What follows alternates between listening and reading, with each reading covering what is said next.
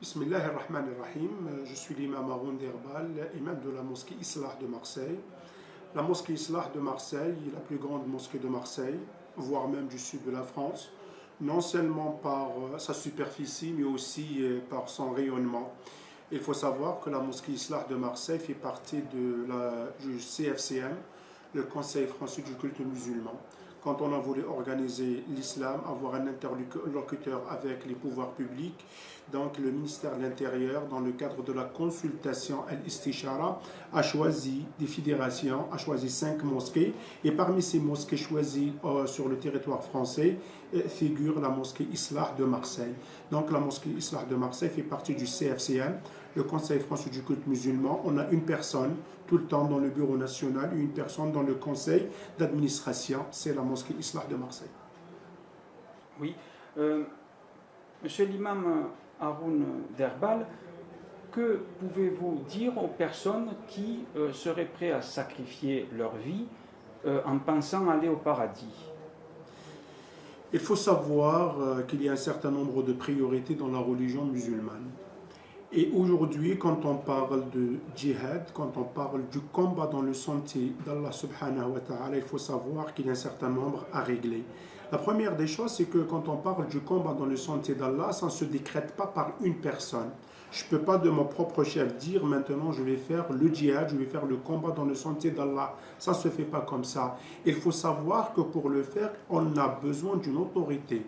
L'autorité, c'est un chef d'État, c'est un parlement, c'est un conseil consultatif, ce qu'on appelle chez nous, Ash-Shura, la consultation. Et dans ce cas-là, on peut faire et on peut décréter cela. Mais quelqu'un qui vient me dire, moi aujourd'hui, je vais faire Al-Jihad, le combat dans le sentier d'Allah, ça ne marche pas comme ça. Il n'y a aucun texte qui régisse cela. Au contraire, de l'époque du prophète, il y a même une personne qui est venue le voir pour lui dire, moi je veux faire le combat dans le sentier d'Allah. Il lui a dit, est-ce que tu as tes parents vivants? Il lui a dit oui. Il lui a dit, ton combat, c'est aux côtés de tes parents. Ne les laisse pas tomber, il faut les prendre en charge et reste avec eux. Il y a d'autres qui vont faire cela. Donc aujourd'hui, je dis tout simplement à ces jeunes-là, il faut tout d'abord apprendre la religion.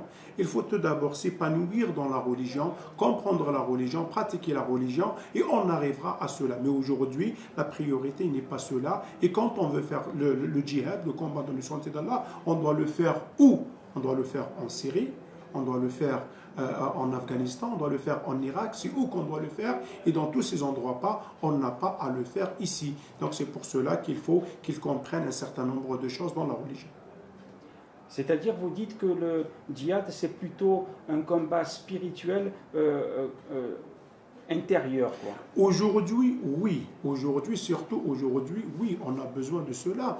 On a besoin de comprendre la religion, on a besoin de pratiquer la religion, on a besoin vraiment d'avoir un niveau spirituel et ensuite on parlera de cela. Le problème qu'on rencontre aujourd'hui, ce sont des gens qui n'ont aucun niveau spirituel, aucune connaissance de la religion et qui sautent directement sur ça pour dire qu'on va faire le combat dans le sentier de Dieu. Le faire comment? En tuant un policier? Ça ne passe pas comme ça. En tuant un militaire? Non, ça ne passe pas comme ça. En faisant une bombe? Ça ne passe pas comme ça. En allant en Afghanistan, en allant en Syrie et laisser derrière lui ses parents? Non, c'est pas comme ça. En délaissant ses études? Non, c'est pas comme ça. Donc c'est pour cela qu'il faut dire aux gens tout d'abord qu'il faut apprendre la religion, s'épanouir dans la religion, comprendre bien la religion. Ensuite, on en parlera de tout ça.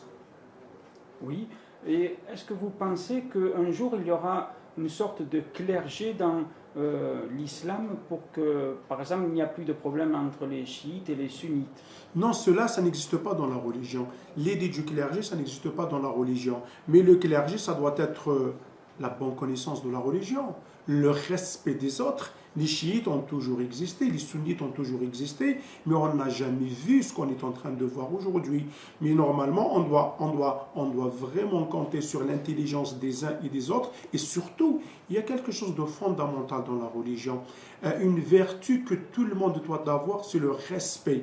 Et en premier lieu, le respect de l'être humain. Quand on respecte l'être humain, Dieu lui-même respecte l'être humain. Alors, pourquoi ne pas respecter un croyant? Donc, l'être humain, quelle que soit sa couleur, quelle que soit sa langue, quelle que soit sa religion, quelle que soit sa culture, on doit le respecter. Quand on se dit tous musulmans, quand on se dit tous la ilaha illallah, la double attestation de la foi, encore une fois, on doit encore se respecter, ne pas s'insulter, et alors que dire du fait qu'on doit s'entretuer? Donc ça n'existe pas. Donc pas de clergé, on n'a pas besoin d'y arriver à là, mais le bon sens, la compréhension de la religion, la pratique simple de la religion conduit au respect mutuel des uns et des autres. Oui, si une personne est un peu perdue dans la religion, dans l'islam, qui souhaiterait vous contacter pour avoir plus d'éclaircissement, comment il peut vous joindre? Facile, soit de venir à la mosquée, je suis de permanence 3 fois par semaine, le mercredi, le samedi et le vendredi, de 13h30 à 18h, soit par mail, asso132009@gmail.com, ou bien par l'intermédiaire du site internet www.mosquée-islah.net. Et là, ils vont trouver une rubrique Contacter l'imam. Ils vont tomber directement sur ma boîte mail. Ils peuvent me contacter, me poser les questions qu'ils veulent et même venir. Je préfère qu'ils viennent, qu'on parle de vive voix. Un grand merci, monsieur l'imam Haroun Derbal, pour cette interview accordée à Radio Libre Expression. Merci à vous. Merci.